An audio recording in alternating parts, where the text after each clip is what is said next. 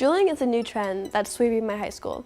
You've probably seen JUULS around. They're a compact type of e-cigarette that looks just like a flash drive and can be charged through any USB port. Their small size allows them to be puffed discreetly even in class. Students charge their JUULs all over school and teachers don't even know what they are. JUULs have pods that come in different flavors from creme brulee to cucumber.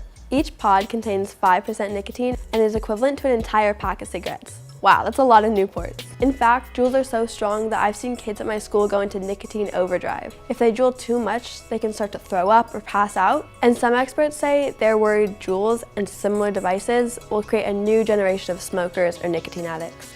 The general attitude towards JUULing is pretty split at my school. Just like vaping, some JUUL users are automatically labeled as stupid trend followers, while JUULers tend to see themselves as the cool kids. What do you think of high schoolers using JUULs? Let us know your thoughts in the comments below, and don't forget to subscribe. I'm Finley from Youth Radio. Thanks for watching.